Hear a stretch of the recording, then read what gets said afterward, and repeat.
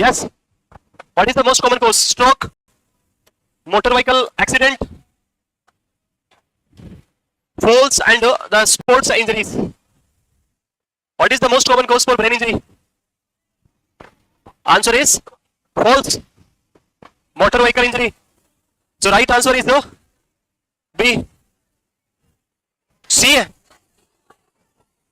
अरे कोई बात नहीं, लगवाया होगा, वेट कर लिया करो आप. मेरा आंसर सही होगा या लगवाया जो सही होगा? हमने क्या लिखा है नोटबुक में? क्या लिखा हमने? देखो बाहर बहुत साउंड आ रहा है, आप लोग साउंड करोगे तो फिर मेरे को सुनाई नहीं देगा. आपके तो चारों तरफ एम्पलीफायर लगे पर मेरे तो दो ही है, तो मुझे डिफिकल्ट होगा. तो आप लोग सुने. मुझे लगता है इसके अंदर भी सी लिखा होगा क्योंकि जो पेपर भेजा गया उसी का आंसर होगा इसमें सी. बट राइट आंसर क्या है? B is the right answer, जो हमने नोट्स में भी क्लियरली लिखा था. नेक्स्ट, यही था question number 2. Match the following with column A to column. Right answer लगवा दिया आपको? लगवा दिया क्या? नहीं लगवाए ना? फिर क्यों टेंशन ले रहे हो? सो कॉलम ए को आपको मैच करना है कॉलम बी के साथ में. कॉलम ए में फर्स्ट लिखा है basilar skull fracture, base of the skull is fractured. Option number A 1 bleeding into the brain tissue itself. Brain के टिश्यू में इंजरी होती है उसको हम क्या बोलेंगे? इंजरी, ब्लीडिंग होना. इंट्राक्रैनियल हेमरेज, और वो किसमें लिखा हुआ है? डी में. तो 1 किसके लिए है? डी के लिए है. Fracture at the base of skull, ये किसमें आएगा? ए में. Bruising of the brain tissue, brain tissue का ब्रूसिंग होना, टूटना, ब्रेक डाउन होना, दैट इज कंफ्यूजन. 3 बचा क्या है? Bleeding into the space between arachnoid and pia is known as. So right sequence क्या है? 2 3 4 1. किसमें है? 2 3 4 1. D is the right answer. Next, which of the following is a sign of basilar skull fracture? And the options is when person is having basilar skull fracture, recognize में present base of the skull fracture होगा तो recognize हो सकती है. Battle sign में also present because of damage in the base of fracture skull. CSF leak हो सकता है. So all 3 में present, that's why the right answer is all of the above. D is the right answer. Next, a 35-year-old male was involved in a motor vehicle accident. He was initially conscious but later become confused and lethargic. On examine, he has dilated pupil on the right side and a weak grip in his left hand. What is the most likely diagnosis? क्या हो रहा है? Problem क्या हुई है? Patient is suffering with motor vehicle accident. Accident हुआ. Accident होने के बाद he was initially conscious, person conscious है, उसमें कोई प्रॉब्लम नहीं हो रही है, but later become confused and lethargic, यानी पहले कॉन्शियस था, अब धीरे धीरे उसकी कॉन्शियसनेस क्या हो रही है? डाउन हो रही है. On examination people is dilated. Dilated people किसको इंडिकेट करते हैं? People dilation is indicated. It is indicate brain damage हो रहा है, brain is not working. People dilate हो रहा है मतलब ब्रेन डैमेज. ब्रेन डेथ होने के बाद पीपल क्या हो जाता है? Completely dilate. And weak in the left hand. So pupil on the right side, right side का पीपल डायलेट है मतलब लेफ्ट ब्रेन में इंजरी हो रही है, एंड लेफ्ट हैंड में वीकनेस है मतलब राइट ब्रेन में प्रॉब्लम है, मींस होल ब्रेन में प्रॉब्लम हो रही है. और ये कब हो रही है? इंजरी होने के बाद में. पहले कॉन्शियस था और स्लोली स्लोली वीकनेस डेवलप हो रही है. इसको हम क्या बोलते हैं? This condition is known as this condition when person is conscious and lose the consciousness slowly. This is known as lucid interval or the lucid period, and this classical presentation seen in epidural hematoma. So right answer is C. Right है? Very good. आपने क्या लिखा वो पता नहीं मुझे. A 25-year-old motorcyclist who was not wearing a helmet is brought to the emergency room after a collision. He is unconscious with a GCS of 6. Normal GCS हम बात करें तो 3 to 8 है, तो हम क्या बोलते हैं? Patient is unconscious and having severe brain injury. So यहाँ पे भी severe brain injury है. And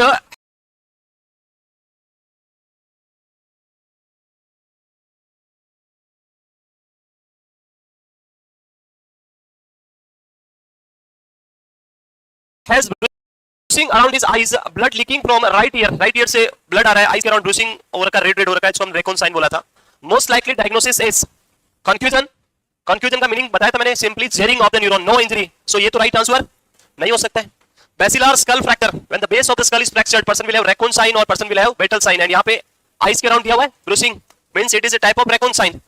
Epidural hematoma and subdural hematoma are the types of hematoma which present internal part of the body, not outside, बाहर नहीं होगा. Base of the skull, यहाँ से अगर bleeding हो रही है, लिखा इधर ear से अगर bleeding आ रही है तो वो indicate कर रहा है skull fracture हुआ है. So right answer क्या है? B is the right answer. These are not the right answer. Clear? Next. A lucid interval followed by rapid deterioration in a patient after a trauma is the characteristics of which type of intracranial hemorrhage? कौन सा होगा? C. Epidural hematoma. Next, which is not typically associated with confusion. Loss of consciousness हो सकता है, temporary loss of consciousness. Amnesia मैंने बोला था, बच्चा कुछ ले जाता है, भूल जाता है, वापस आता है, पता नहीं क्या था. Amnesia भी हो सकता है. And seizure. Seizure is not a minor condition. It's a large bigger condition and it is not present in confusion. Persistent headache may also there. So right answer is C is the right answer. Next. A 50-year-old male is admitted with head injury after being assaulted. He was initially conscious but now he is a GCS of 8. He is intubated and a CT scan show a large subdural hematoma. SDH हो रखा है. What is the next step?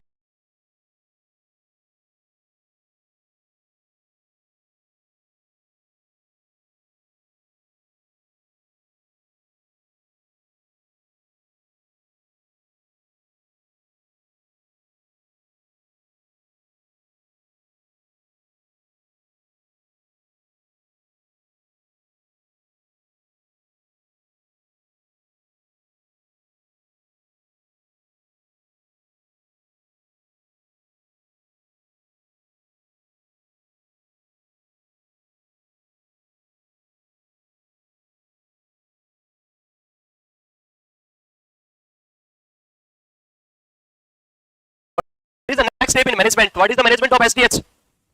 SDH epidural में हम करेंगे burn and drainage. SDH में craniotomy and removal of that जो भी clipping artery जो भी हो रखा है उसको हम एपिड्यूरल ओपन करेंगे और क्योर करेंगे. सो यहाँ पे क्या लिखा है?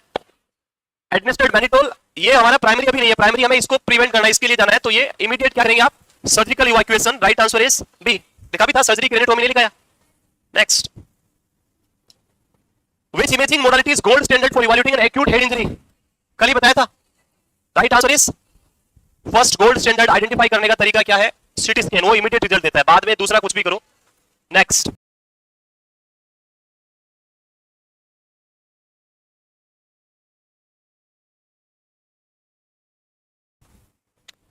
What is the recommended initial management for a patient with suspected cervical spine injury following trauma? क्या करोगे? फुल स्पाइनल इमोबिलाइजेशन अंटिल बताया था मैंने क्लियरली. जब तक रूल आउट नहीं होता है, till the time the injury is not ruled out, you not mobilise the patient. आप उसको कंप्लीटली कॉलर लगा के इमोबिलाइज रखेंगे. नेको that is the first priority in case of suspected injury to the brain और the spinal cord. Next is in a patient with a severe traumatic brain injury what is the main goal of hyperventilation? 10 बार बता दिया मैंने. What is the main goal for hyperventilation? Reduce ICP, increase cerebral blood flow, induce hypoxia और lower blood pressure. क्या है? A reduce intracranial pressure. ICP को कम करना. That is the primary role management hyperventilation. Following match करो, वापस match करो below. Chronic traumatic encephalopathy, battle sign, post confusion syndrome and counter coup injury. So इसमें I think एक आधा तो पता होगा आपको. बेटल साइन तो पता है. बेटल साइन क्या है? 3. एक तो बताइए कम से कम. 3 किस किस में आ रहे हैं? देखो इधर भी आ रहे हैं, इधर भी आ रहे हैं, इधर भी आ रहे हैं. मतलब ये आंसर नहीं होगा. क्लियर हो गया? तो अगला क्या लिखा है? Chronic traumatic encephalopathy, a brain injury that occur on the side opposite to the area that was hit. ये इसमें मैच नहीं कर रहा है. क्रोनिक इंजरी है तो एक बार नहीं होगी, वो मल्टीपल टाइम होगा. A condition that develop after repeated head injury. आ गया? रिपीटेटिव इंजरी होगी तो उससे क्रॉनिक प्रॉब्लम डेवलप होगा. सो इसके साथ क्या आएगा? 2. ए में 2 किस में आ रहा है? देखो इसमें भी आ रहा है, इसमें भी आ रहा है, इसमें भी आ रहा है. अभी भी आंसर क्लियर नहीं हुआ. फिर क्या है? Next post confusion syndrome. Confusion बताया था, जेरिंग ऑफ न्यूरॉन. सो ये दोनों, ये हो गया, ये हो गया, ब्रूसिंग हो गया. नेक्स्ट क्या लिखा है? A collection of persistent symptoms such as headache and dizziness. तो ये किसमें होगा? हेडेक डिजीनेस होना. That is the symptoms of confusion, mild symptom आना. This is 4. नाउ ये जो है नई टर्म है आपके लिए. Counter coup injury. Counter coup injury का मीनिंग होता है when you give injury to a person on right side of the head. इधर से आपने फिट किया and the symptom of that injury और जो भी उसका साइन एंड सिम्टम है that appear in the opposite side of the injury. इधर इंजरी की आपने मारा, सिम्टम किधर आ रहे हैं? इधर आ रहा है. This is known as counter coup injury. इसका डेफिनेशन यहां लिखा हुआ है ऑप्शन नंबर ए में. ये counter coup injury, a brain injury that occur on the side opposite to the area that was hit. जिधर इंजरी हुआ है उसके अपोजिट साइड में आपको क्या लगेगा? सिम्टम्स ब्रेन इंजरी के आएंगे. That is known as counter coup injury. And one more term use that is coup counter coup injury. Coup counter coup injury. Coup counter coup का मीनिंग है person will have symptoms of injury on both side. जिधर injury हुआ उधर भी symptom आ रहे हैं and opposite side में भी सिम्टम्स आ रहे हैं. तो coup injury same side, counter coup injury hit हुआ उसके अपोजिट साइड में, that is counter coup. Clear? तो इसका सीक्वेंस क्या हो गया? 2 3 4 1. किसमें आ रहा है? B is the right answer. Next. और ये काउंटर कॉप क्लियर हो गया. नेक्स्ट ये आ गया, इधर आ गया, एक और क्वेश्चन आ गया. In the context of head injury what does the term coup counter coup? Coup injury का मतलब होगा सेम साइड में, जिधर इंजरी हुआ, जिधर हिट हुआ है उसी साइड में सिम्टम्स आना. That is coup injury. And counter coup is symptom appear on the opposite side of hitting. जिधर हिट हुआ उसके अपोजिट साइड में सिम्टम आना. That is counter coup. So injury at the site of impact and on the opposite side of the brain. Right is A. Next. Which of the following is the most reliable early indicator of a deteriorating neurological condition in head injury patient? क्या होगा? ए, सी, always remember that option number A, change in pupil size and reactivity that is not present in early symptom, that is late symptom. ऐसा नहीं आपको अभी head injury 1 pupil पूरे dilate हो गए. Pupil will dilate when person has completely lost in the brain activity. So सबसे पहले होती है loss of consciousness, बताया था इतनी बार. Right answer is LOC. कितनी बार तो लिखा आप लोगों ने. Next, a woman present to the emergency department with a headache and confusion after head injury. She was hit by a falling object at work earlier in the day. She is on the warfarin for a history of deep vein thrombosis. Which of the following is most immediate concern? एक patient जो है emergency department में आता है, उसको problem क्या हो रही है? Patient is having headache and confusion. Person is having normal headache and confusion is there. और उसके प्रॉब्लम किस वजह से हुई है? Due to the hitting at fall, नीचे गिरने की वजह से कोई fall object, falling object at work earlier in the day. एक दिन पहले वो जहां काम करती है वहां पे कुछ गिर गया उसके सिर पे, उससे कुछ इंजरी हुआ है और एक्सटर्नल कोई ऐसा ब्लीडिंग का सिम्टम यहाँ पे नहीं दिया हुआ है. पेशेंट किसके ऊपर था? वारफरीन थेरेपी पे था, ओरल एंटीकोगुलेंट थेरेपी पे. सो क्या इंडिकेट कर रहा है? Subarachnoid haemorrhage, subarachnoid, intracranial haemorrhage due to anticoagulants, confusion and skull fracture. So क्या होगा? If person is having skull fracture, then external symptom will be there, like bleeding from ear or the Battle sign or the Raccoon sign will be there. So ऐसा कुछ है नहीं. Confusion is sharing of the neuron, इससे कोई ज्यादा ऐसा major symptoms, confusion वाली condition या इतना डेंजरस सिम्टम नहीं आएंगे. प्रॉब्लम जो है वो इन दोनों के बीच में है, subarachnoid hemorrhage and intracranial hemorrhage. So first thing is the ladies is present one day after the injury. एक दिन बाद में आई है. लेकिन जब हम subarachnoid hemorrhage में आप जाके देखोगे अपने नोट्स में, तो it mentions that person is having a severe headache and it is present just after the injury. यानी एक दिन बाद में होगा. It is present just after the injury. But यहाँ पे फीमेल आती है और उसको हेडेक हुआ, लेकिन वो एक दिन बाद में आ रही, मतलब इतना सीवियर हेडेक नहीं है. And it is because of the which type of haemorrhage? Intracerebral और intracranial haemorrhage due to use of anticoagulant. So right answer is B. Next, which of the following is most likely to cause diffuse axonal injury? Diffuse axonal injury.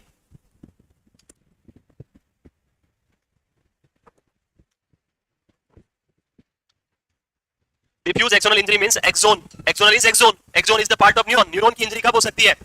Most likely. तो answer क्या होगा? अभी लिखा है पहले MCQ में. अभी भी आंसर नहीं आ रहा है. अभी पहले एमसीक्यू का आंसर क्या लिखा है? Motor vehicle accident. So right answer is C. Match करो वापस फिर से.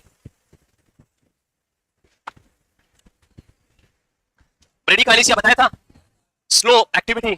सो स्लोनेस ऑफ मूवमेंट दिखा है 3 नंबर. लिवोडोपा पढ़ाया था, the most common and effective drug. Resting tremors. 4. Dyskinesia, disturbed activity. So 3142. 3142. C is the right answer. Clear? Next. What is the main purpose of administering mannitol in patient with severe head injury? क्या problem है? Reduce cerebral edema. A. Which of the following best describe decerebrate posturing in a head injury patient? Decerebrate, decorticate and decerebrate लिखा था. Decorticate यानी flexion, decerebrate means extension. So extension किसमें आ रहा है? Flexion गलत, फ्लैसिड नहीं होगा. Right answer is B. कितना इजी सा क्वेश्चन है. A 45-year-old woman fell down the stair and hit her head. She did not lose the consciousness and seemed fine initially. Over the next few hours, she developed a severe headache, confusion and vomiting. What should be the next step in her management? So पहले कुछ नहीं हुआ था, लेकिन अब उसको vomiting हो रही है. मींस आईसीपी इंक्रीज हो रखा है. Patient is having headache means some type of hemorrhage is there, internal hemorrhage is there, and to rule out the types of hemorrhage we will go for CT scan in the first view. Right answer is C is the right answer. Perform obtain a CT scan. We will not go for lumbar puncture because person is having vomiting. Vomiting is an indication for increase ICP, so नहीं कर सकते वो. Next, which cranial nerve is most likely affected in a traumatic brain injury involving the base of the skull? Base of the skull के साथ कौन सी cranial nerve? Which cranial nerve does not relate to the thalamus? Thalamus को कौन relay नहीं करता है? कौन सी nerve? Thalamus relay station of बताया था, बॉडी का रिले स्टेशन कौन है? थैलेमस. उसके पास एक नर्व नहीं जाती, मैंने लिखवाया था. कौन सी वाली? ऑल फैक्ट्री, क्योंकि ये सीधी बेस ऑफ स्कल के थ्रू जाती है. एंड इसी वजह से यही सबसे ज्यादा फ्रैक्चर होती है जब बेस ऑफ स्कल फ्रैक्चर होता है, टूटती खराब होती है. Right answer is C. नहीं लिखा है हमने पहले, तो अब लिख लेंगे आप. Whenever person is having skull fracture, base of skull fracture, the which cranial nerve? Answer is all factory nerve 1. Which is the typical clinical presentation of subdural haematoma? SDH. क्या होगा एसडीएच में? Sudden onset of severe headache, gradual onset of confusion and memory problem, rapid loss of consciousness or seizures. Subdural hematoma और SDH. मैंने even इतना भी बताया था कि पर्सन का 1 साल बाद में सिम्टम अपेयर होते हैं, उसको पता ही नहीं चलता है कि उनको हुआ है, क्योंकि ब्रेन ओल्ड एज में ब्रेन सिंक हो जाता है, ब्रीजिंग वेन पुल्टेड रहती है और सडनली हिट होने से टूट जाती है, लेकिन पता नहीं चलता है. एंड पर्सन में अपीयर आफ्टर 6 मंथ की we having this problem rule out होता है 6 महीने बाद. मींस डिजीज का अपीयरेंस कैसा है? स्लो ऑनसेट, ग्रेजुअल ऑनसेट लिखवाया था, उसमें जाके देखोगे आप. तो right answer is B. Gradual sudden होता है, वो होता है subarachnoid headache. Rapid loss of consciousness lucid interval के साथ में सीजर्स आ सकता है, किसी में भी आईसीपी बढ़ेगा तो, बट राइट आंसर क्या है? B. Next again match confusion. What is confusion? Mild traumatic brain injury. 3 epidural hematoma dura and skull. 1 subarachnoid hematoma. 4 diffuse axonal injury अभी बताया था, widespread injury to the, so 3 1 4 2 C is the right answer. Next, which of the following primary neurotransmitter decision answer आता है तुमको? Dopamine. ये तो छोटे question है, सिंपल वाले। पार्किंसन में क्या होता है? पिल रोलिंग ट्रेमर्स होता है sir. Not a typical symptom of Parkinson disease. Bradykinesia होता है, रिजिडिटी होता है, रेस्टिंग ट्रेमर्स होता है, हाइपररिफ्लेक्सिया नहीं हाइपोरिफ्लेक्सिया होता है। C is the right answer. Parkinson disease में कौन सा एरिया डैमेज होता है? सबस्टेंशिया निग्रा बताया था। Which of the following considered non-motor symptom of Parkinson? Resting tremors motor symptom है, bradykinesia motor activity है, constipation and rigidity, rigidity again motor symptom, but constipation is not a motor activity, it is an bowel activity है और it is not a motor activity, it is a involuntary activity controlled by GIT और जो हमने various plexus हमने पढ़े थे वो control करते हैं। Right answer is C। हो गया? और नहीं हुआ? Which of the following is a cardinal sign of Parkinson disease? Muscular rigidity, cogwheel rigidity, C। खत्म। तो ये थे इजी वाले क्वेश्चन आपके लिए आज।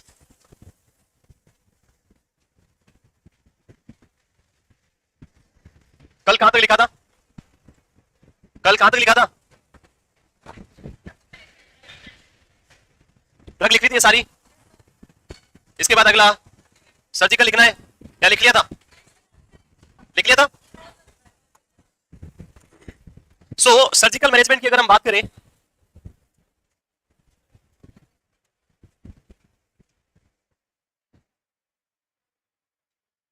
surgical management is used when person is having a traumatic hemorrhagic type of stroke. When person is having the ischemic stroke, we will go for which type of medication? TPA type of drug, tissue plasminogen activator. In within 2 hours, if you given the drug, that is the golden period. And most जो maximum time आपको allowed है वो है 8 hours. उसके बाद देने से कोई benefit नहीं होगा. In surgical management, we will go for the clipping of the vessels, which bleeding कहाँ पे हो रही है उसको clip करेंगे craniotomy करके. तो we will go for the craniotomy. May be necessary to relieve pressure if there is significant bleeding or there is a risk of herniation.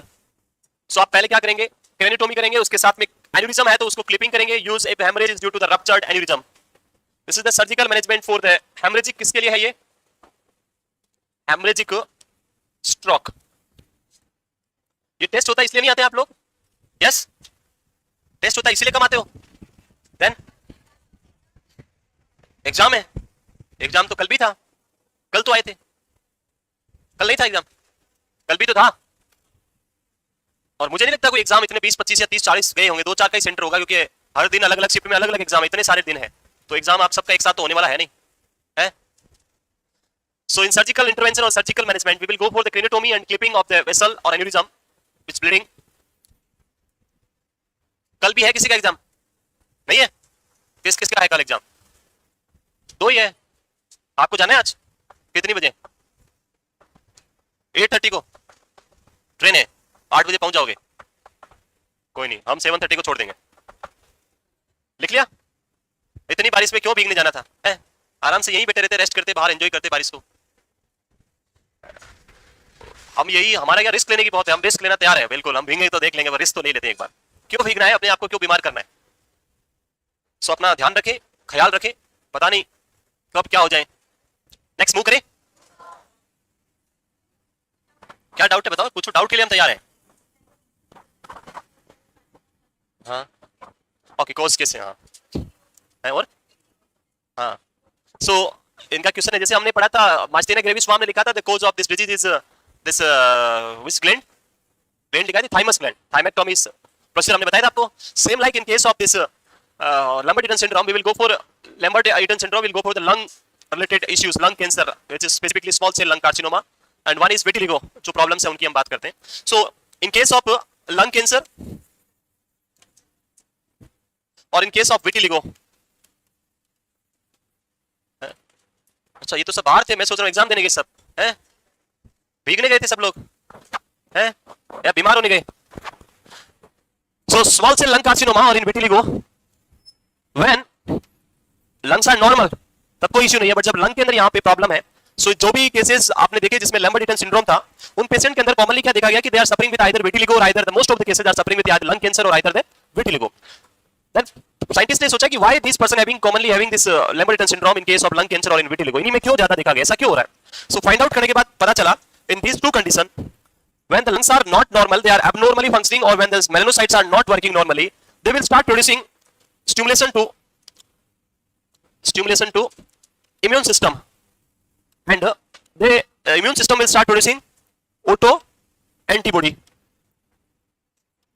Again the thing is same, the auto antibody which is produced against the defective lungs cell, lung cancer cell or the defective melanocytes, और वहां पे भी क्या मिला कि the type of receptor which is present in the lung or which is present in the vitiligo melanocytes are same like the जो हम बात कर रहे हैं माइस्टीरिया ग्रेविस पे, जो हम बात कर रहे थे वहां पे एक डिफरेंट कंडीशन था, वहां पे जो रिसेप्टर्स थे वो अलग थे, पोस्ट सिनेप्टिक मेम्ब्रेन हमने बात किया था, बट ये डिजीज किसके ऊपर है, presynaptic membrane. So in lung cancer और in vitiligo the types of receptor which is found that is type of calcium channel type of receptor, and this antibody block the calcium channel in lungs और in skin और as well in the presynaptic membrane also. So वो concept था यहाँ पे कि जो antibody बनवा रहे हैं स्किन की एब्नॉर्मल सेल और लंग की एब्नॉर्मल सेल, वो किसके लिए, similar to calcium channel in lungs, in the skin और in the post presynaptic membrane, और उसी वजह से क्या होता है लैम्बर्टन सिंड्रोम। क्लियर, वो करें आगे सब। और कोई भीग रहे बाहर है, भीगने के लिए नहीं होती बरसात, बरसात होती है पानी नहीं होता, उसको वापस आपको देने के लिए, पानी देने के लिए, आप लोग उसमें भीग जाते हो हैं, फिर बाद में बीमार हो जाओगे, आंच करते रहोगे, फिर प्रॉब्लम, रनिंग नोज, पता नहीं क्या क्या होगा।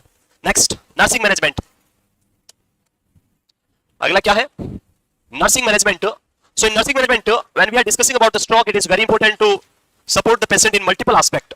Patient is having physical weakness, so you provide support in mobility. Person is having weakness in swallowing, so dietary modification, बहुत सारे important things हमें करने होंगे। तो नर्सिंग मैनेजमेंट में first point is initial assessment and stabilisation, and first assessment is ABC assessment. ABC is the airway, breathing and circulation.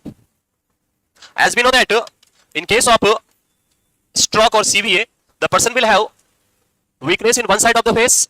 So person will have difficulty in swallowing, dysphagia, difficulty in breathing, dyspnea, and there will be higher chance for risk of aspiration. So airway will be affected, breathing will be affected, muscles paralyze होने से circulation, BP भी आपका लो हो सकता है, and इसी वजह से सबसे पहले आपकी प्रायोरिटी क्या है, airway. So ABC असेसमेंट आप करेंगे और पेशेंट को सपोर्ट करेंगे, प्रॉपर पोजिशनिंग देना, फूड जो है वो अनअफेक्टेड साइड में प्रोवाइड करना, का लिक्विड डाइट प्रोवाइड नहीं करना, you should provide the semi solid और द ब्लेंडेड मील्स होता है, that should be given to the patient. GCS assessment, as we know that brain is damaged in one side, एक side का brain damage हो गया, सो GCS क्या होगा, फोल होगा, एंड GCS असेसमेंट से आपको आइडेंटिफाई होगा कि पर्सन कंडीशन इज डिटोरेटिंग और इंक्रीजिंग डे बाय डे। अगर GCS इंक्रीज हो रहा है तो पर्सन भी क्या हो रहा है, ठीक हो रहा है, और GCS डिक्रीज हो रहा है तो पर्सन में भी क्या हो रहा है, भाई कंडीशन खराब हो रही है, brain is going to damage more and more. Next, the national institute of health stroke scale, NIHSS, ये एक स्केल है जिसको एग्जाम में कभी पूछ लिया कि NIHSS स्केल किसके लिए यूज होती है, तो इसका नाम है national institute of health stroke scale, which is used to determine the injury level of injury in the brain. इसका पर्पस क्या है, level of injury to brain, इसको आइडेंटिफाई करने के लिए। तो बस इसका नाम याद रखना है, इसके कंपोनेंट को हमें ध्यान नहीं रखना, उससे कोई मतलब नहीं, हमें नाम जो है वो याद रखें, क्या नाम है, तो आंसर होगा NIHSS, national institute of health stroke scale, which is commonly used for identification of level of injury to brain. Next, vital monitoring. So these are the initial assessment in case of stroke or CVA.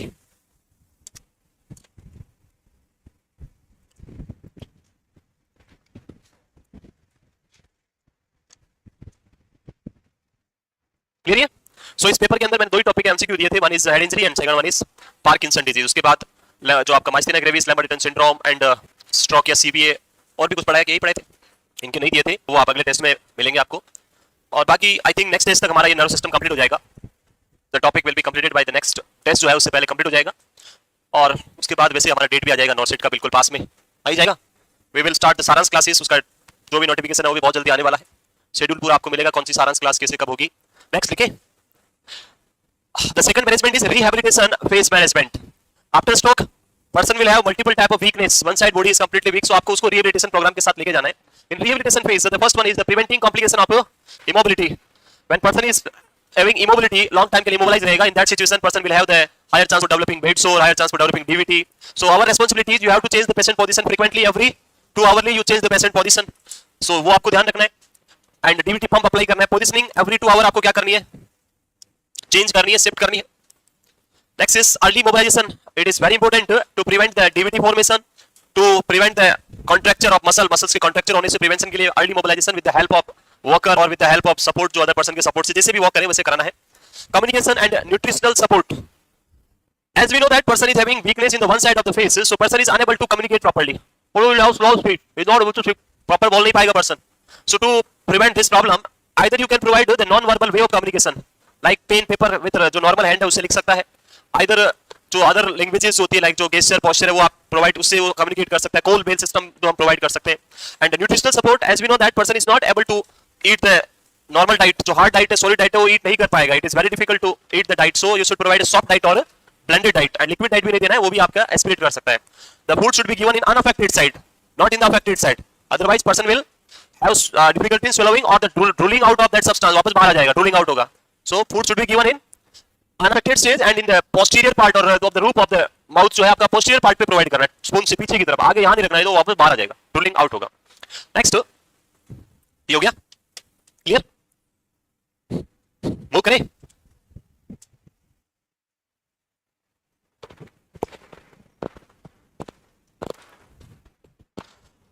Move करें next.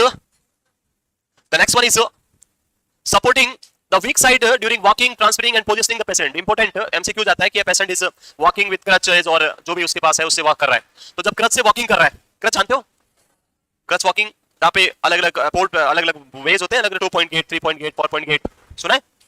So with CVA which gate person use 2 point, 3 point, 4 point, swing through, swing to, which gate used by the patient.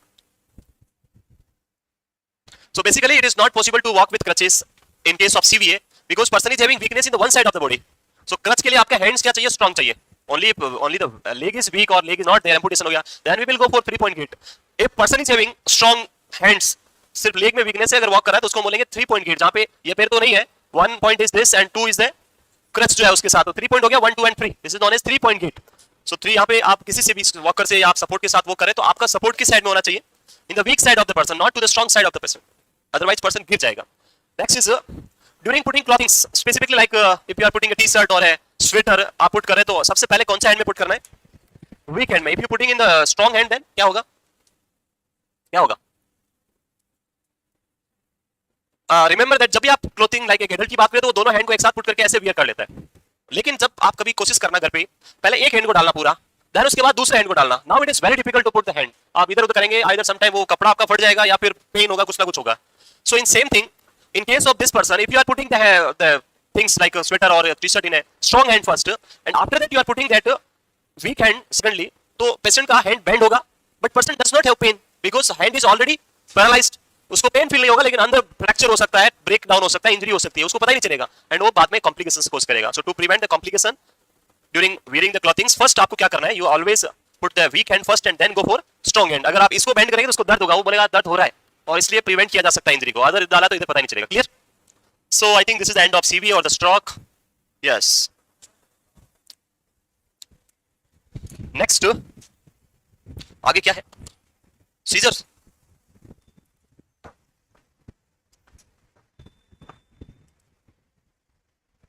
Next disease हमारे पास, मैं scissor पढ़ाना नहीं चाहता हूं आज, I don't want to teach you seizure today. we'll discuss about the small छोटे-छोटे disease है, उनको कंप्लीट कर लेते हैं आज. Like one is the facial palsy और Bell's palsy and one is the trigeminal neuralgia. तो उनको हम कंप्लीट कर लेते हैं, छोटी-छोटी डिजीज हैं, उसके बाद पढ़ेंगे बड़ी डिजीज को. तो लिखिए नेक्स्ट इज, इसको हटा दें. नेक्स्ट क्या है इसमें देख लेते हैं. आई डोंट नो क्या है इसमें. फेशियल पाल्सी और trigeminal neuralgia. Be very good. Next is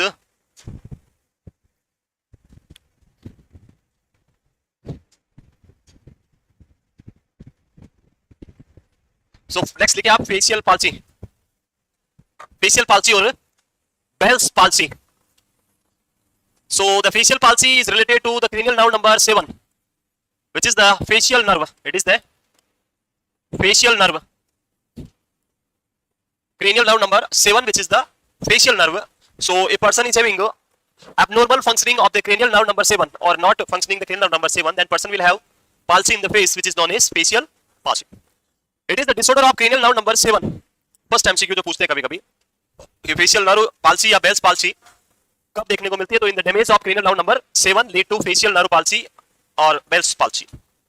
Facial palsy is characterized by the loss of facial expression due to paralysis or abnormalities in the most commonly unilateral motor branch of the facial nerve. आपने जब हमने discuss detail में पढ़ा था nerve के बारे में, वीडियस cranial nerve, तो हमने बात किया था facial nerve is a mixed type of nerve, one branch is sensory, one branch is motor, देखा था।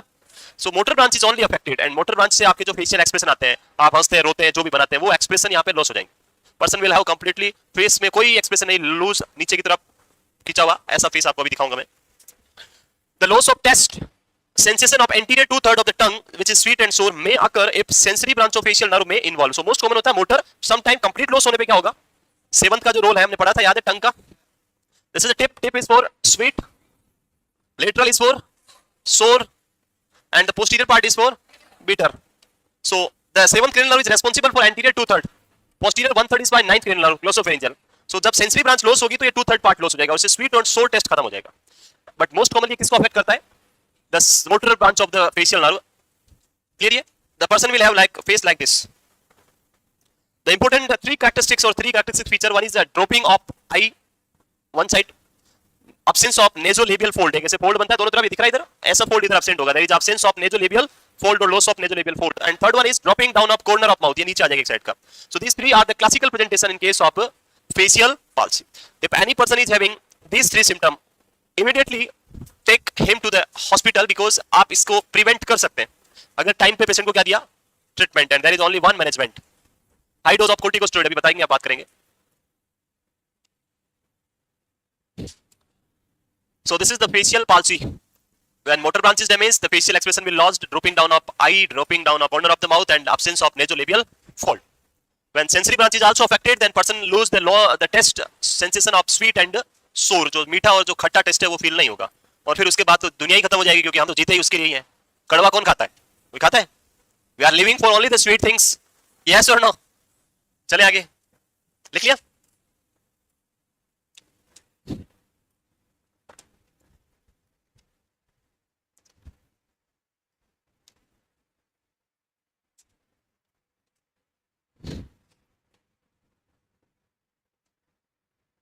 क्लियर है ये फेशियल पाल्सी? सिंपल सा है, कुछ नहीं है इसमें, याद इतना रखना है, विच नर्व तो आंसर रखना है, seventh cranial nerve, the facial nerve. Symptoms में मोटर ब्रांच लॉस होगा तो मोटर फंक्शन लॉस हो जाएंगे फेस के, और अगर सेंसरी ब्रांच लॉस होगी तो सेंसरी फंक्शन लॉस हो जाएंगे। और फंक्शन आपको बताइए क्या क्या होते हैं, सेंसरी और motor. Yes, next is the course. Like this disease is currently very commonly occurring in the population, जो है उनमें बहुत कॉमनली हो रही है। Specifically like in our operation theatre we have one senior nursing officer जो हमारे साथ है, एंड वन नर्सिंग ऑफिसर, वो भी हमारे साथ है।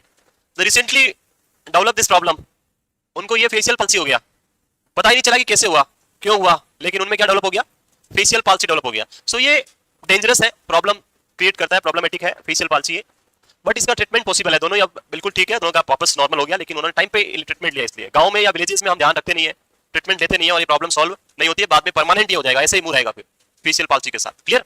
Next, cause. The cause is still unknown. No known cause for this facial palsy. कोई भी इसका known cause नहीं है. So the cause is unknown, exact cause is unknown, but strongly it is associated with viral infection. When person having viral infection, specifically upper respiratory tract, this lead to the facial palsy most of the time. So a specific type of viral infection which is known as shingles infection. Respect that closely associated between shingles infection, which means reactivation of herpes zoster infection and facial palsy 90% cases. Like patient को herpes zoster infection हुआ, उसने मैंने treatment किया, वो ठीक हो गया, but due to some unknown reason the herpes zoster infection is again reactivated in the body. That reactivation of herpes zoster is known as shingles infection, and that is very closely associated with this problem in case of 90% cases. Or due to some time decrease blood supply to the facial nerve also lead to this problem.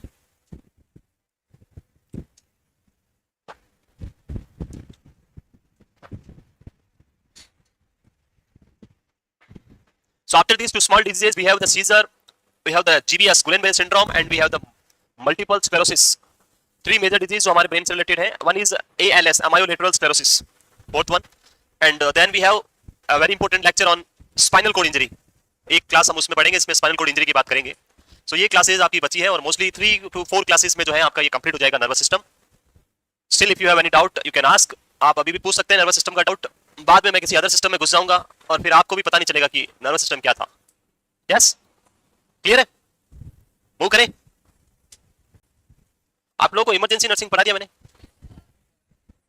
अरे नए बेच वालों को नहीं, पुराने जो थे, पुराने वालों की बात कर, नए वालों को तो भी पढ़ाएंगे। We will start after NORCET exam. बाकी नॉर्थ सेट से पहले मैं एक बार सारांश में पूरा एक ही क्लास में पूरा पढ़ाऊंगा। क्लियर है? Next, sign and symptom. So facial expression loss हो जाएंगे, पर्सन स्माइल नहीं कर पाएगा, मुंह फुलाने की बोलेंगे तो मुंह नहीं फुला पाएगा, तो अच्छी बात है, मुंह नहीं फुलेगा उसका, कभी कुछ भी बोलो उसको बुरा नहीं लगेगा, he can not puff the face. So loss of facial expression on one side, then inability to raise the eyebrow, eyebrow ऐसे कर सकते हैं लेकिन वो पर्सन नहीं कर सकता, एक साइड का नहीं होगा, एक साइड का ही होगा, ऐसे इसको पकड़ के ऐसे करो तो भी होगा। Next, inability to smile, inability to chew on affected side, drooling of saliva on the affected side. The next is inability to puff the cheek, मुंह फुलाना. Absence of forehead wrinkles, sign up. Forehead wrinkles is a sign up. You know, भूल गए? आप लोग भूलते बहुत जल्दी. When a person is having forehead wrinkles, these are the classical sign of a married person. As a female, in our Indian culture, female is having like sindoor and that thing is an classical presentation of marriage. Married female. If you try to find out करना है कि the male person is a married or unmarried, then you will just go for that wrinkles on the forehead. If the wrinkles is there, then confirm the person is married. And wrinkles is not there, then person is not married. अरे मेरे पे नहीं implement करना है. Every example is not for me. These are not for me. Implement मेरे पे नहीं होते हैं. हर एक थिंग मेरे पे क्यों implement करना है भाई? एक अल्कोहलिक पर्सन था, शराबी अल्कोहलिक पर्सन था, वो जा रहा था ड्रिंक करके और उसके सामने आ गया बड़ा सा मंदिर। उसके सामने क्या आ गया? मंदिर। और मंदिर में एक पुजारी क्या कर रहा है? पूजा कर रहा है। तो उसने बोला कि दुनिया में सबसे बड़ा कौन? पुजारी ने बोला कि दुनिया में सबसे बड़ा तो मंदिर है, यही है भाई सबसे बड़ा, मेरे लिए तो सबसे बड़ा यही है। तो उसने बोला कि दुनिया में सबसे बड़ा मंदिर, तो ये फिर धरती पे क्यों है? दिख रहा है भाई, धरती पे ही होता है दुनिया, मंदिर तो कहां होता है? जमीन पे ही होता है। सो उसने बोला कि दुनिया में सबसे बड़ा मंदिर तो धरती पे क्यों पड़ा? फिर पुजारी ने बोला अच्छा। फिर उसने वापस पूछा आप बताओ कौन सबसे बड़ा? तो बोला ठीक है मंदिर नहीं तो धरती सबसे बड़ी। अच्छा धरती, धरती सबसे बड़ी तो क्यों शेषनाग की उस पे पड़ी? जानते हो महाभारत में वो बड़ा सा वो उसके शेषनाग की टोटी पे ऐसे रहती है धरती। अच्छा ये भी नहीं है। So alcoholic person is complete drinker, उसको कुछ पता नहीं है। पुजारी इरिटेट हो रहा है उसकी बातों से। उसने बोला अच्छा ये भी नहीं है। बोला ठीक है सबसे बड़ा शेषनाग। बोला अच्छा शेषनाग सबसे बड़ा तो शिव जी के गले में क्यों पड़ा? पुजारी और ज्यादा इरिटेट हो रहा है। बोला अच्छा ठीक है शिव जी सबसे बड़े। बोला अच्छा शिव जी सबसे बड़े तो फिर कैलाश पे क्यों खड़े? पुजारी को फिर गुस्सा आया और ज्यादा। तो बोला अच्छा कैलाश सबसे बड़ा। अच्छा कैलाश सबसे बड़ा तो हनुमान जी की उंगली पे क्यों पड़ा? हनुमान जी लेके आ रहे पूरा उठा के कैलाश को। पुजारी का माइंड ऐसे पूरा चारों तरफ घूम रहा है, क्या है ये बेवकूफ आदमी। तो उसने पुजारी ने बोला भाई साहब आप बताओ कि दुनिया में सबसे बड़ा कौन? तो वो बोला दुनिया में सबसे बड़ा वो जो एक पूरी बोतल पी के भी अपने दोनों पैरों पे खड़ा। सो वो था जस्ट, अरे ये कोई रियलिटी नहीं है, it's just for. Next is management. Most of the time when person is developing this facial palsy और this Bell's palsy, most of the time it is treated with high dose of steroid if started on time. अगर आपने immediately उसको treatment start कर दिया, so there is 90% chance of recovery. Patient is given high dose of corticosteroid therapy within 8 hour of facial palsy attack. Facial palsy attack के 8 घंटे में अगर आपने ट्रीटमेंट दे दिया हाई डोज ऑफ कोर्टिकोस्टेरॉइड, तो आपके पेशेंट में क्या हो जाएगा? रिकवरी हो जाएगा। This is given for 7 days. कितने दिन के लिए देते हैं? 7 days. After the 7 days the drug will be taper down. So हम क्या करते हैं? Taper down. What is taper down? एक बार क्वेश्चन भी आया था टेपरिंग डाउन, तो उसमें पता ही नहीं किसी को बहुत सारा। टेपर डाउन यानी ये हाई लेवल यहाँ पे था, यहाँ से धीरे धीरे कम करना, ऐसे सडनली कम नहीं करना है। तो क्या करते हैं? स्लोली स्लोली डिक्रीज करना डोज को, that is known as taper down. Like 100 mg चल रहा था, देन नेक्स्ट डे उसको 80 mg करेंगे, देन नेक्स्ट डे 80 से 60, 60 से 40, 40 से 20, then 10, then 5 and then 0। This is known as tapering down of the dose. So every type of corticosteroid drug as well as all the inotropic drugs, जो inotropic होती है जानते हो, like the नोरेड और dopamine और जो भी हम आइनोट्रोपिक ड्रग्स पढ़ते हैं, इन आइनोट्रोपिक ड्रग्स को जब आप प्रोवाइड करते हैं तो इनको कभी भी सडनली स्टॉप नहीं करता। We will stop this drugs slowly slowly, tapering down manner. Inotropic, dromotropic, chronotropic, जानते हो? What is inotropic? What is inotropic drugs? Impact of inotropic drugs. What is dromotropic? What is chronotropic? Cornotropic. 3 type की drug होती है, पढ़ाया नहीं पढ़ाया? आइनोट्रोपिक्स नहीं पता? अरे बताओ, नहीं पता? क्यों नहीं पता?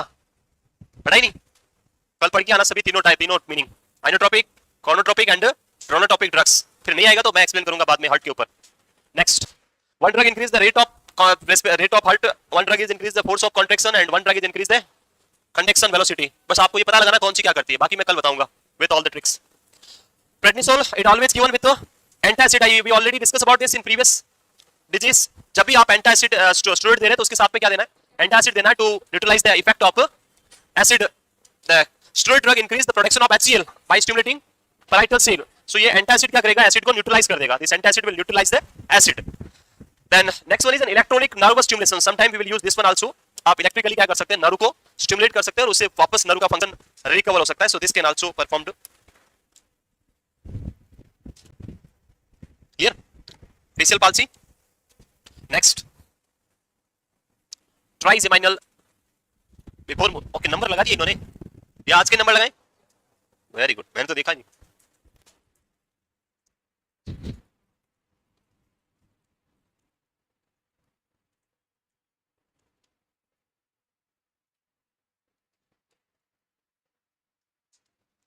So highest number is 80. Yes.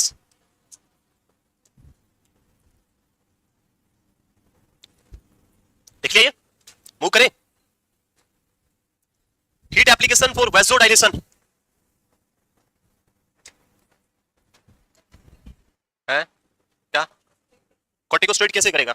सो ये जो डिजीज है इसकी अगर हम बात करें तो the most important cause is an auto immune attack. यहाँ पे मेन प्रॉब्लम क्या है, ऑटो इम्यून अटैक है. And corticosteroid is work by suppressing your immune system only. So immune system जब सप्रेस होगा then autoimmune attack will be suppressed and वापस nerve को एक टाइम मिलेगा for regeneration. Basically in this condition nerve is not completely regenerated. In this disease the nerve myelin sheath, पता है आपको myelin sheath? So the myelin sheath is degenerated or damaged because of the this viral attack or the auto antibodies formation. So जब auto antibodies suppress होगी तो myelin sheath फिर से form हो जाएगी and nerve will start working again.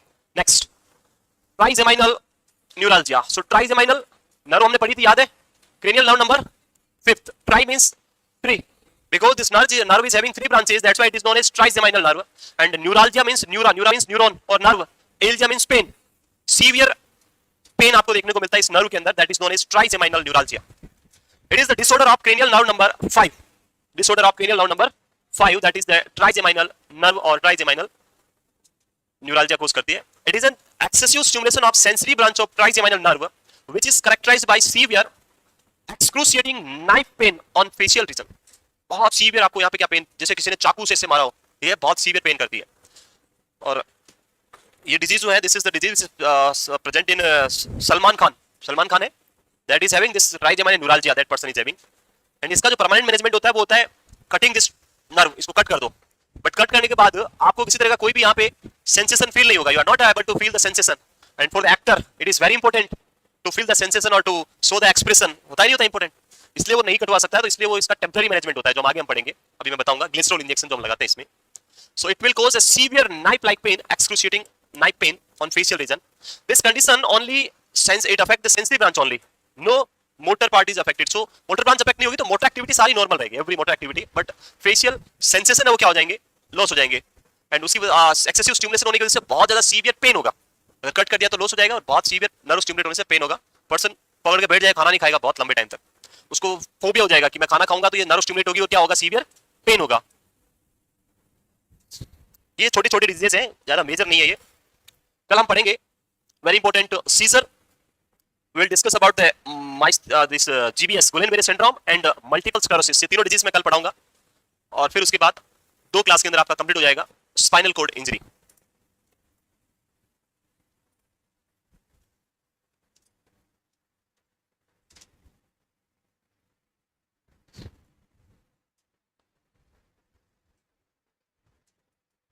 Sir ने endocrine start किया है. नेक्स्ट मूव करें. नेक्स्ट, सो जो भी ओल्ड बेच के हैं उनको मैंने क्या क्या मतलब पढ़ा दिया है. We started with pharmacology, I think pharma पढ़ा दिया, रीनल पढ़ा दिया. देन उसके बाद ऑन्कोलॉजी एंड रीनल के बाद ये नर्वस हो गया. और जेनेटिक्स पढ़ा दिया, नहीं पढ़ाया. इमरजेंसी पढ़ा दिया, फार्मा भी पढ़ दिया. यही पढ़ाता हूं मैं बस. ब्लड तो एक्स्ट्रा है, वो मेरा पार्ट नहीं था, it is part of. So onco and genetics जो है वो बचा हुआ है. तो जेनेटिक्स तो मैं एग्जाम से पहले कंप्लीट कर दूंगा, 4-5 क्लासेस लगेगा उसमें. फिर बचेगा ऑन्कोलॉजी, नर्सिंग, वो हम पढ़ेंगे बाद में. नेक्स्ट, कोज और द रिस्क नहीं लिखा, अरे लिख लिया। ये छोटी छोटी डिजीज में टाइम नहीं लगाना है। कोज इज आइडियोपैथिक और अननोन, पता नहीं है। सबसे favourite answer we don't know. Auto immune disease, microvascular compression of trigeminal nerve, जो वेसल्स ब्लड सप्लाई करती है आपके नर्व को, उस वेसल्स का क्या हो जाना, कंप्रेशन हो जाना, that is known as microvascular compression with supplying blood to the nerve.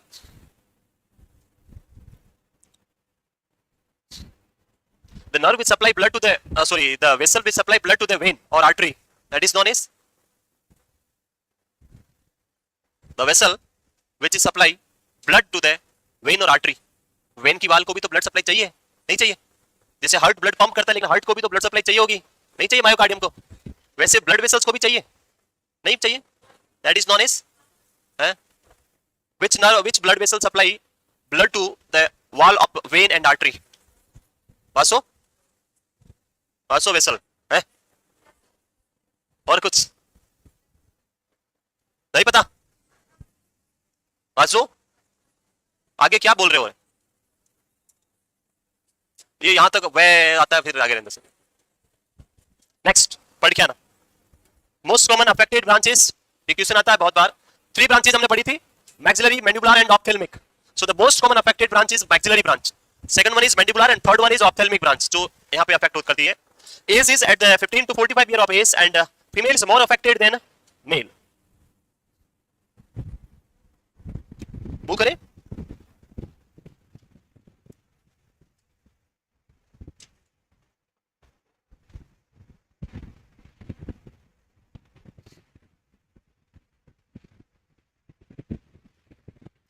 Clear है? अरे क्लियर है। ये डिजीज कोई छोटी सी डिजीज है, इसमें भी इतना टाइम लगा रहे हैं आप लोग, इसी में आधा घंटा तक। लिख लिया?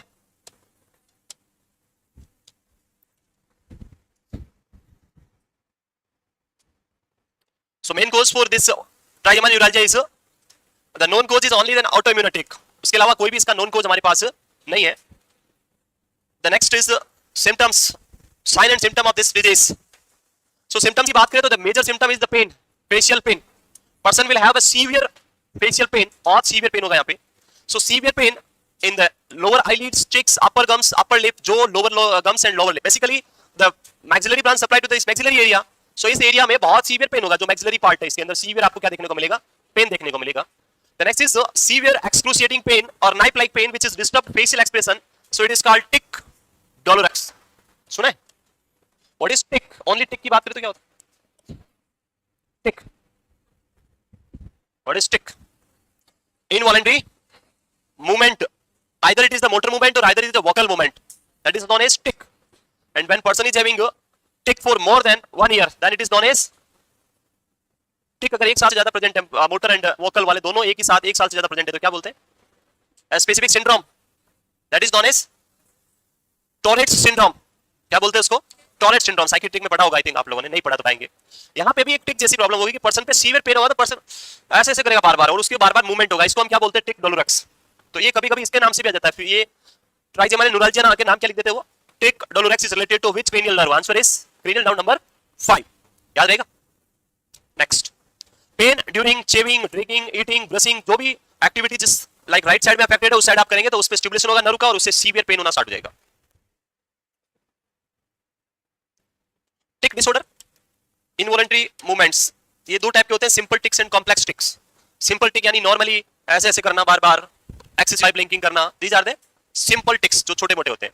और कॉम्प्लेक्स टिक्स के अंदर what is the complex tics? Complex tics, catatonia, person is having super posture, एक ही पोजीशन बना खड़ा सुबह से, so that is also maintaining same condition, वो भी complex tic के अंदर आता है। एंड ऐसा ही वोकल के अंदर भी आता है, सिंपल एंड कॉम्प्लेक्स। सिंपल मतलब एक ही को बार बार रिपीट करना, बार बार वोकल आवाज निकालना, बहुत होता है ऐसे नहीं करते रहेंगे, डिस्टर्ब करने लगता है।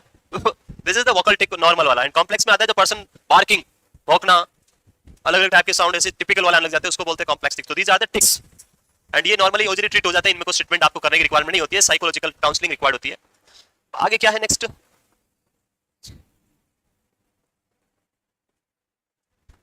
Management. What is the management? So the problem is the nerve is excessively stimulated. अब एक्सेसिव स्टिमुलेशन है तो आइदर तो उसको परमानेंट कट कर दो, परमानेंट कट नहीं कर सकते तो उसकी जो माइलिन शीथ है उसको डीमाइलिनेट कर दो. When we are going for demyelination of nerve then उसे क्या होगा, इंपल्सेस फास्ट जाएगी या स्लो जाएगी, slow, and impulse conduction slow होगा तो पेन कम होगा. So either we will cut the nerve और either we will degenerate the myelin sheath of the nerve. दो ही ऑप्शंस हमारे पास यहाँ अवेलेबल है. सो हम यहाँ पे मूव करेंगे नेक्स्ट मैनेजमेंट पे. In management the one drug which is known as anti-seizure drug, carbamazepine, is very effective in trigeminal neuralgia, that is known as drug of choice.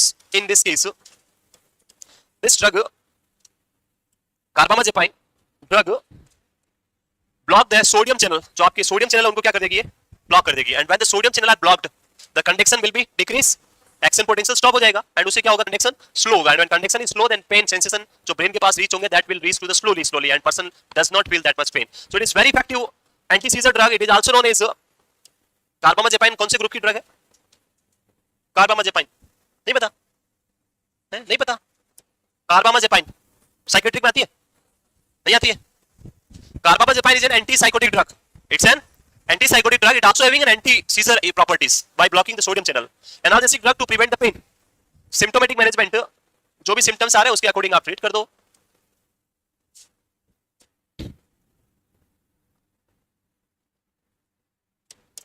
Next, surgical management in case of trigeminal neuralgia. क्या क्या हम surgical management यहाँ पे perform कर सकते हैं. So there will be an important discussion on next जो diseases है, seizure, GBS and multiple sclerosis in the next class tomorrow. अच्छे से पढ़ के आएंगे, इंपॉर्टेंट डिजीजेस है, कल पढ़ेंगे हम उनको. आगे लिखिए surgical management. First management is घर जाने की जल्दी, घर जाना है. अरे मैंने बोला था प्रॉमिस किया 7:30 छोड़ देंगे तो छोड़ देंगे, उसके बाद नहीं लेंगे, don't worry. Next is surgical management. So either we cut the nerve, or cutting of the nerve is known as rhizotomy. So first one is glycerol injection. Glycerol injection is used to degenerate the myelin sheath. Myelin sheath को degenerate करने के लिए हम क्या use करते हैं, glycerol injection. So injection glycerol is not insert. Injection glycerol is given in sensory branch of nerve. So loss of sensation occur because glycerol destruct the myelin sheath. Glycerol is an hypertonic solution and जो भी cell के अंदर fluid होगा सबको सक करेगा और cell को श्रिंक करके उसकी क्या करवा देगा, डेथ करवा देगा. तो माइलिन शीथ की जो सेल है, कौन सी सेल बनाएगी myelin sheath, in the brain oligodendrocyte and peripheral Schwann cell. So it destroy the myelin sheath of the cell. The next is the rhizotomy. Rhizotomy means cutting of the nerve, sensory branch of the nerve को cut कर दें. Cutting of sensory nerve root of trigeminal nerve and cut करने के बाद उसके कोई भी sensation feel person को नहीं होंगे.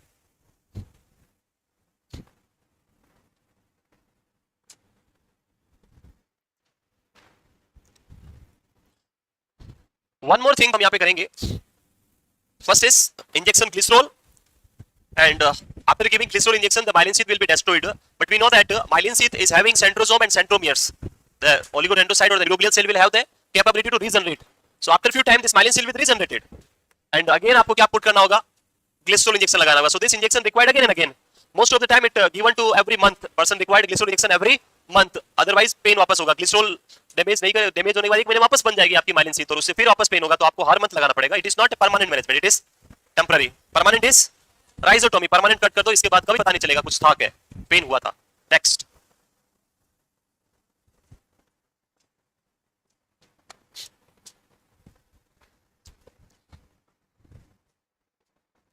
One cause is due to the microvascular compression. So वहां पे हम एक और प्रोसीजर करते हैं जो यहां पे है, that is known as Jeventa procedure. वो करें, लिख लिया. So next is Jannetta, sorry not Jeventa, Jannetta procedure. Microvascular decompression surgery. In this, blood vessels which compress the myelin sheath and the vessel which is compressing the myelin sheath are decompress or subside. So हम क्या करेंगे इस procedure के अंदर, इसमें लिखा है जो माइक्रोवास्कुलर डीकंप्रेशन जो आपका प्रोसीजर है, इसमें हम क्या करेंगे, ओपन करेंगे और जिस वेसल से आपका माइलिन शीथ कंप्रेस हो रहा है और ओवर स्टिमुलेट हो रहा है, we will remove that vessel, उसको से दूर कर देंगे surgically. That procedure is known as Jannetta procedure. And the next one is microvascular balloon plasty. Balloon ले जाके उस वेसल्स के अराउंड ले जाके उसको इन्फ्लेट कर देंगे, उससे उसका जो कंप्रेशन है वो क्या हो जाएगा, डीकंप्रेस हो जाएगा. So balloon inserted and open the compression, that is the balloon plasty. ये तो कॉमन सा प्रोसीजर है, specifically in cardiac patient balloon plasty करते हैं. In this disease the nursing management is very important because disease जो है वो normally present नहीं होगा, but due to stimulating factors, किस किस वजह से स्टिमुलेशन आ रहा है उनको प्रिवेंट करना एज ए नर्स आपकी रोल होगा कि जिन जिन से स्टिमुलेशन होता है उसको आप क्या करें, प्रिवेंट करें. सो ज्यादा कोल्ड ज्यादा हॉट फूड ड्रिंक करना, लिक्विड को ड्रिंक करना हॉट, वो सारी चीजों से क्या होगा, ये कॉम्प्लिकेशंस आने के चांसेस ज्यादा होंगे। तो हम उनकी बात करते हैं one by one.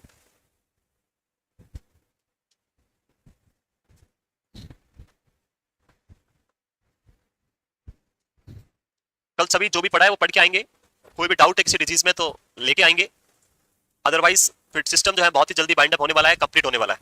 In this weekend we complete this system and will start the genetics after this system. तो आप लोग जो भी डाउट्स हैं वो लेके आएंगे और हम कंप्लीट करेंगे उन डाउट्स को। क्लियर? लिख लिया?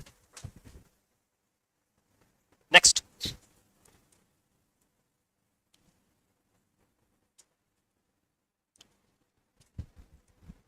वो करें। Next, nursing management in case of trigeminal neuralgia. So in nursing management, avoid the hot and cold food or water as these are the stimulus factor. ये क्या करेंगे, प्रॉब्लम को स्टिमुलेट करेंगे, स्टिमुलस। सो पर्सन को बोलना है ना ज्यादा गर्म ना ज्यादा ठंडा, अवॉइड द हॉट फूड और cold food, otherwise the nerve will stimulated and the person will start feeling pain, severe pain होगा। Avoid brushing on the affected side, person को कहना है कि ब्रश नहीं करना है, आपके हार्ड ब्रश से, either you can use the soft brush और either you will use the mouthwash to wash the affected side और use the finger to wash that side. Avoid the brushing, otherwise it will lead to stimulation the nerve and cause the severe pain. Next is avoid chewing on affected side, जिस side में problem है उधर से chew नहीं करना है, नहीं तो उससे भी क्या होगा, सीवियर प्रॉब्लम्स होगा, पेन होगा। The next, लिख लिया?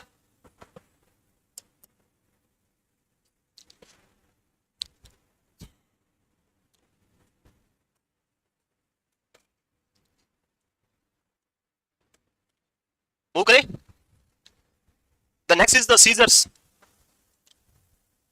Next is seizures. ये लिख लिया? So the rain is already stopped and our few future nursing officers is having exam for DSSB. तो आप लोगों के लिए क्लास जो है आप सबके लिए कुछ टाइम बिफोर मैं एंड कर रहा हूँ, 30 मिनट्स पहले। So enjoy the weather, enjoy the rain and safe रहे, ज्यादा इधर उधर नहीं जाना है। Will discuss about the remaining part in next class tomorrow. Thank you.